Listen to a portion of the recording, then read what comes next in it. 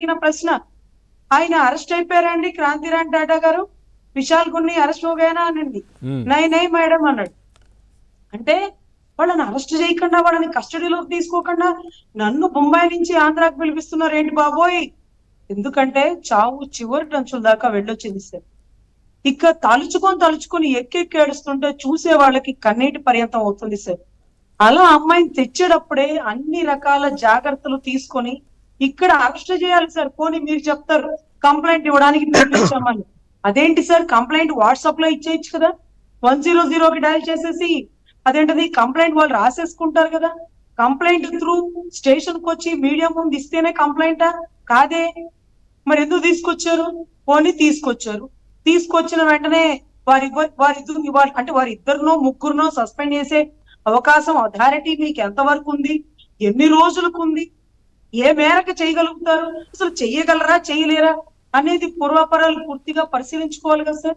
ఇక్కడ మహిళా commission chairperson అనే ఒక క్యాడర్ ఉంది, అక్కడ సెంట్రల్ లో ఒక క్యాడర్ ఉంది, ఇక్కడ స్టేట్ ఒక క్యాడర్ ఉంది, క్యాబినెట్ ర్యాంకు వీళ్ళు మాత్రమే అక్కడ ఐఏఎస్ లను ఐపీఎస్ లో ఏదైనా ఇబ్బందికర పరిస్థితుల్లో అది ఆడబిడ్డల విషయంలో సస్పెండ్ చేయగలుగుతారని మీరు అనుకున్నప్పుడు ఇక్కడ మహిళా కమిషన్ పర్సన్ ని అపాయింట్ చేసి త్రూ ఆవిడ ద్వారా వీళ్ళంతా చేయగలగాల.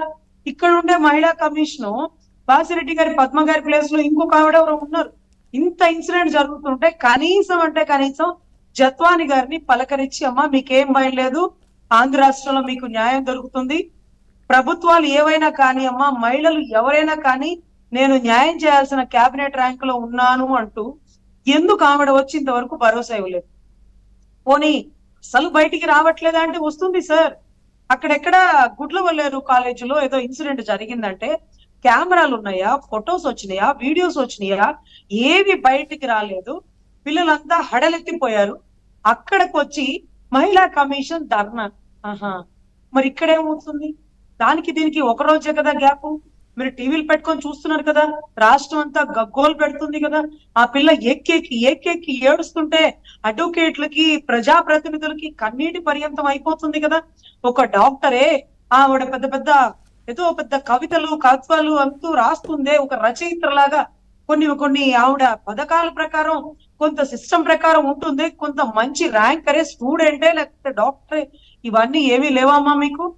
ఇదంతా నేను ప్రభుత్వాన్ని అడుగుతున్నాను సార్. ఎందుకంటే ఆడపిల్ల సార్, ఉన్నావా కేసు మా అందరికీ తెలుసు సార్, ప్రాక్టీస్ లో ఉండే ప్రతి అడ్వకేట్ కి తెలుసు.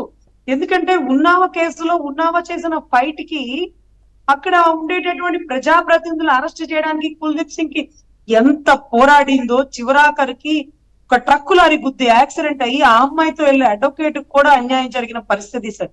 సో ఇటువంటి పరిస్థితుల్లో కత్తి మీద సాన లాంటిది సార్ ఇక్కడ న్యాయం చేయడం అంటే. చేస్తాం కానీ లేట్ గా చేస్తాం. ఈ లోపు ప్రాణాలు పోతే అమర్నాథ్ గౌడ్ని ఎలా చంపేశారు, ఏమని చెప్పారు? డాక్టర్ సుధాకర్ పరిస్థితి ఏంటి? మన ఆంధ్ర రాష్ట్రంలో ఎలా బతుకుతున్నామో మనకు తెలుసు కదా. పారిశ్రామికవేత్త ఒత్తిడి ఏమైనా ఉందనుకోవచ్చా? ఎందుకంటే కేంద్ర రాష్ట్ర ప్రభుత్వాలపైన అట్లాంటిది ఏమైనా ఉంటుందా సార్? లేదు సార్, ఇక్కడ కేంద్ర రాష్ట్రాలు మనకి కూటమిలో ఉన్నాయి, బీజేపీ సపోర్ట్ ఉంటది, అన్ని మనం చేయగలుగుతాం. కానీ మనం ప్రొసీజర్ ప్రకారం లేట్ గా చేస్తుంటే ఈ లోపు ఆ స్టేట్మెంట్ ఇచ్చిన ఆడపిల్ల కూడా అదేమీ జరగలేదు అనే అవకాశాలు కూడా ఉంటాయి సార్. మీకు తెలుసో లేదు, అసలు మేము కేసు వాదించినప్పుడు మాకే కంప్లైంట్లు ఇస్తారు, ఇచ్చి అమ్మమ్మ మా అమ్మాయికి అన్యాయం జరిగిందమ్మా మీరు వాదించని అంటారు. కొన్ని రోజులు అయ్యేటానికి ఏం లేదులేమో అంతా బానే ఉంది, కేసు వెనక్కి తీసేసుకుంటాం అంటారు. అప్పుడు ఎందుకు ఇచ్చారు, ఇప్పుడు ఎందుకు వెనక్కి తీసుకుంటున్నారు అని చూస్తే ఎవరైతే నిందితులు ఉన్నారో వారు వీరిని భయపెట్టి కేసు వెనక్కి తీపించుకొని సెటిల్ చేసేసుకుంటారు సార్. ఇప్పుడు కాదంబరి జత్వానికి ఆంధ్ర రాష్ట్రం సపోర్ట్ ఉంది. ఏ మేరకు?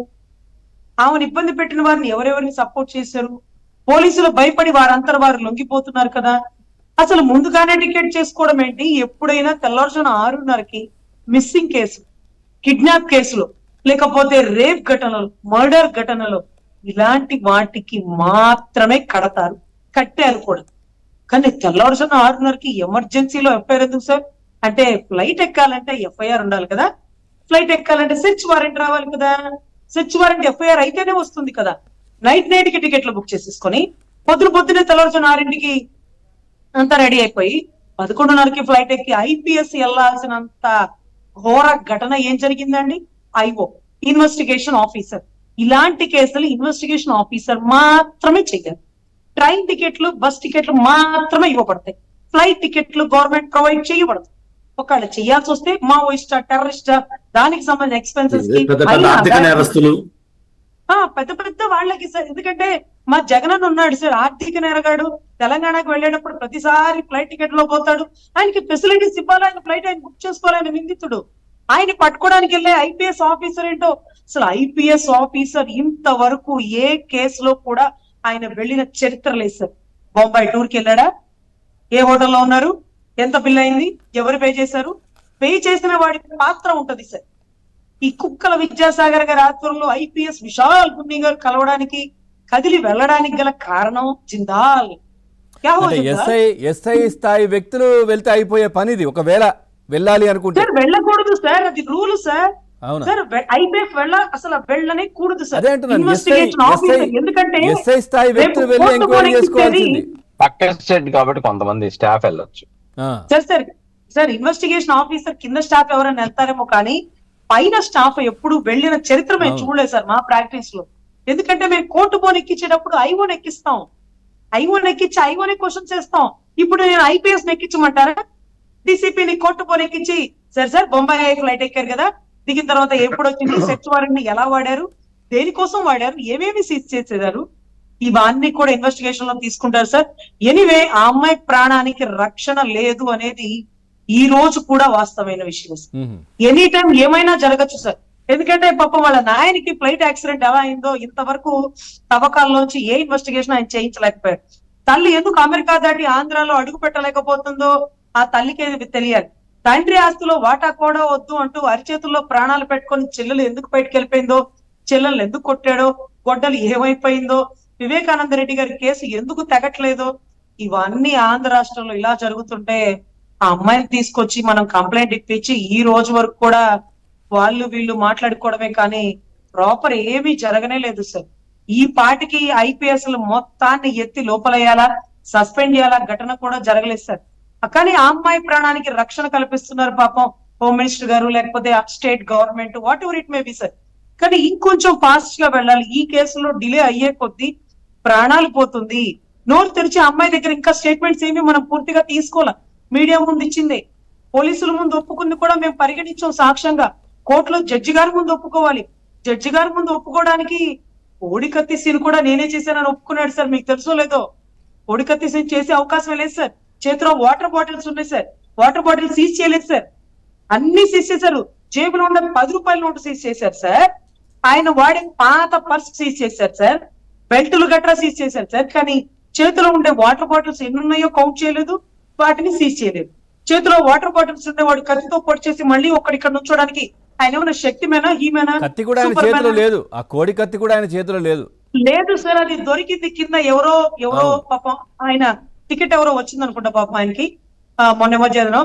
అతనికి ఎవరో చిన్న సీను పాపం కత్తి అందించాడు జగన్ గారికి.